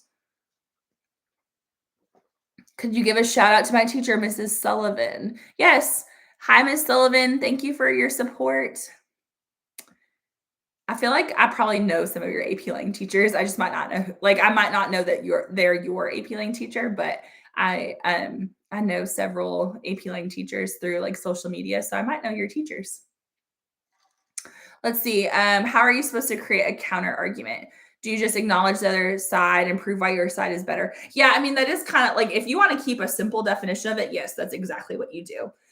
We want to try to develop it a little bit, but yes. So there's two ways to address the counter argument. One is a counterclaim and rebuttal, and then one is a concession and refutation. So counterclaim and rebuttal is like other people say this, here's why they're wrong. It's kind of harsh, or it can be harsh, and there's a time and a place for it. I'm a student from Bolivia. That's awesome. I actually worked with a student recently from Bolivia, and I had not met anyone from Bolivia before. So that was really exciting for me. Um, a concession is a little bit softer, and so there's kind of a time and a place for this as well, because a concession is going to be like, yes, this is true, but so it's acknowledging the merit of the other side, and then it's like saying, okay, yes, this is true, but and there's a time and a place that you can use that as well. Those are good skills to have like in person too when you're like discussing or arguing, because it can help you get what you want. So I do have a video on concession and refutation. It's another one that I want to redo at some point. But the idea is there. So there are some sentence frames that you can use to kind of help you with this, like the yes, but, or certainly, but, or while it's true that, and then like however. So there are ways to do that. I think I have some of those in my sentence frames video as well. But yes, you can create a counter argument by acknowledging the other side and then refuting it. What's the difference from syntax repetition and parallel structure? They're very similar. To the point where I'm trying to think if there's like any kind of weird distinction where it would be one and not the other. Parallel structure is going to have like essentially a sentence pattern. In fact, in some multiple choice questions, they might ask you about this. Like the writer wants to keep the sentence pattern. They're talking about syntax. So you want to, if they're doing like adverb, verb, adverb, verb, adverb, verb, you want to like keep that parallel. But so I guess you could have parallel structure, but they're not repeating anything. But like this, so parallel structure is like the same type of sentence. Whereas like syntax repetition, like, I mean, that is kind of parallel structure. So yeah, they're very similar. I don't know that I would totally like, I can't think of a time where I would say this is one and not the other. That doesn't mean that it's not true. I just can't think of one off the top of my head. The best way to study for the MCQs, use SAT tests, or if you haven't done these questions, if you type in AP Lang course exam description, it's going to be this big PDF for teachers. Go to page 122. There's going to be 17 multiple choice questions. They're kind of easy in my opinion. If you scroll a couple pages later, there's an answer key.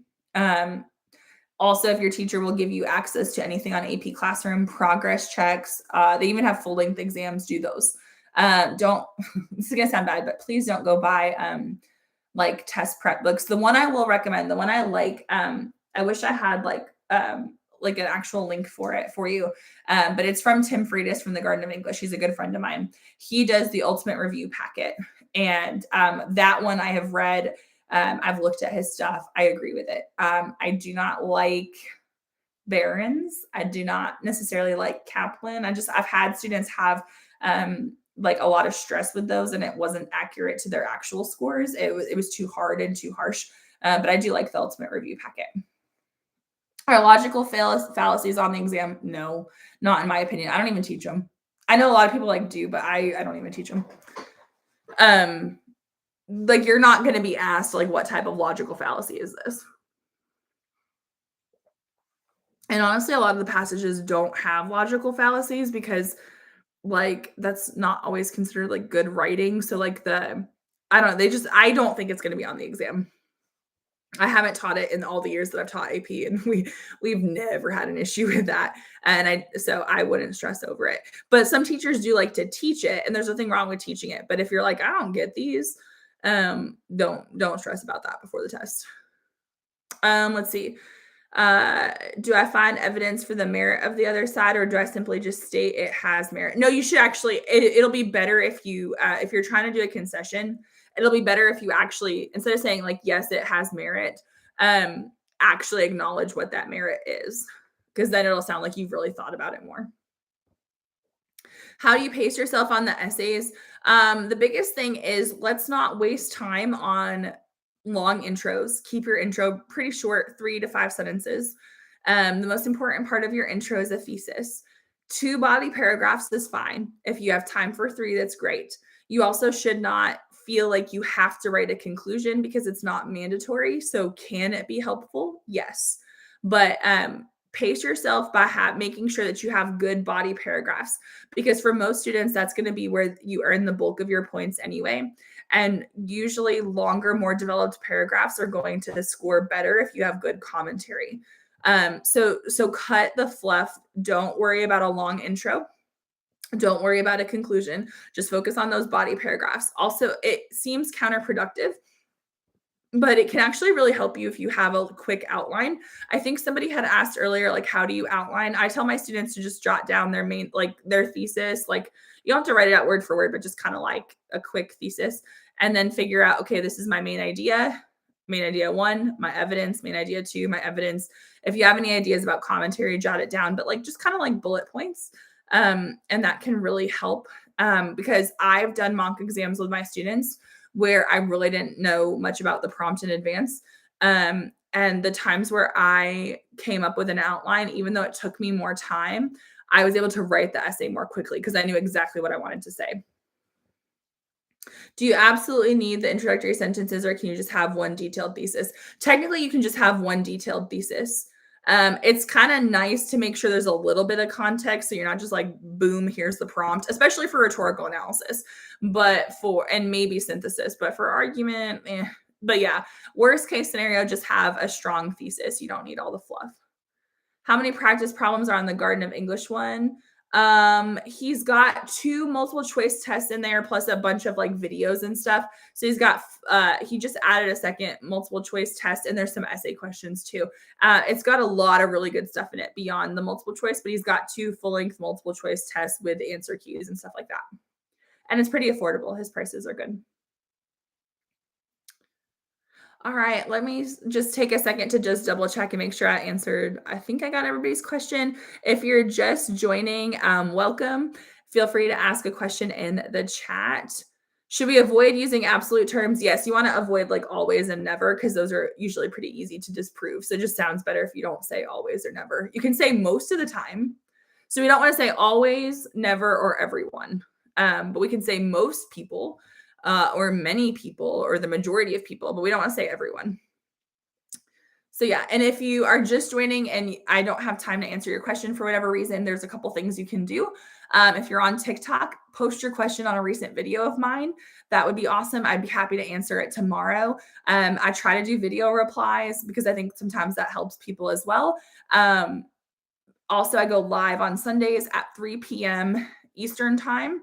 I know that time's not convenient for everybody, but if you are following on YouTube or TikTok, you'll be notified when I go live. I'm going to try to go live almost every day between now and the exam. My goal is every day, even if it's 30 minutes, but I don't want to promise that and not deliver. But I will be going live frequently because my goal is to help you maximize your score, help you get ready as much as you can. Feel free to look at my old content as well. I've got a couple years worth of TikTok videos.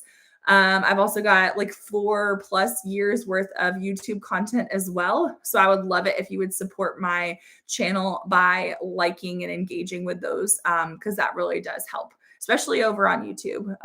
It really helps if you engage with those. All right, let's see if we got any last minute questions. Oh, it could help you get the sophistication point. Yes.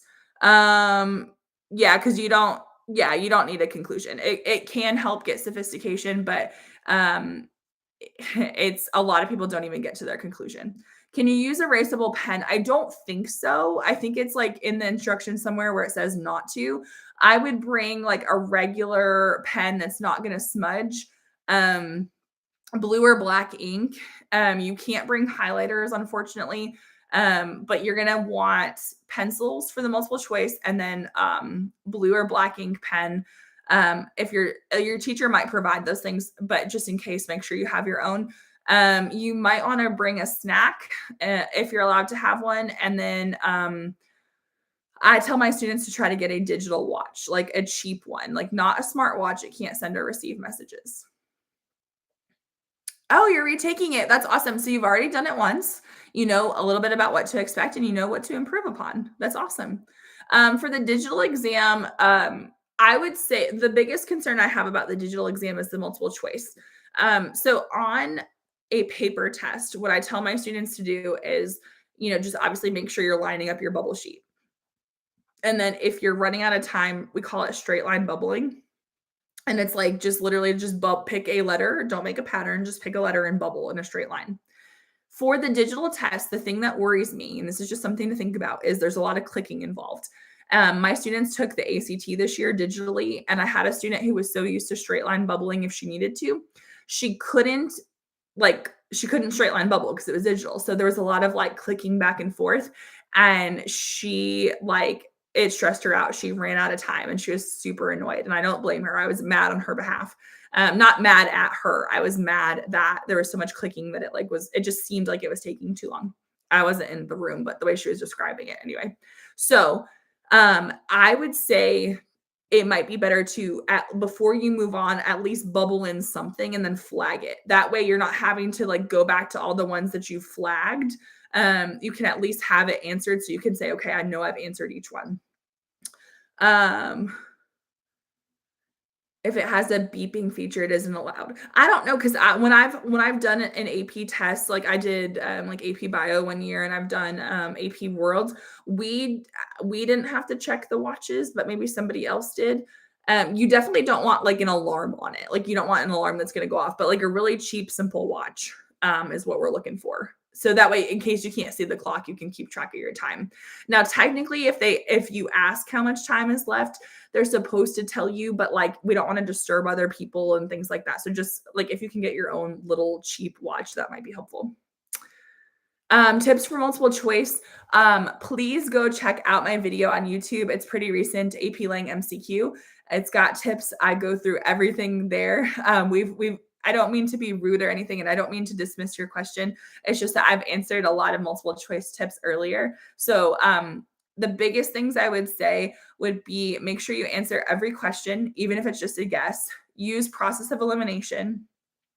Make sure that you are going back to the passage for the reading questions and actually finding the answer because a lot of them are there explicitly. Possibly read questions first and then go to the passage. Don't read the answer choices, but maybe consider reading the questions first because you can read with a purpose. That helps some people. Try that out. Don't just do that on test day. Try it out in advance. A lot of students are stronger at the writing questions as opposed to the reading questions. So you might want to start with those. So that's going to be passages 3, 4, and 5. And they typically say this is a draft at the top.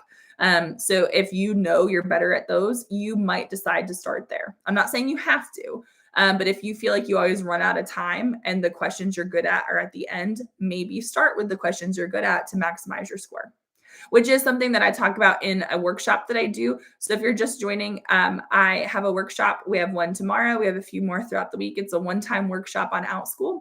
If you're watching on YouTube, you can check the description box below. If you're watching on TikTok, the information is in my profile.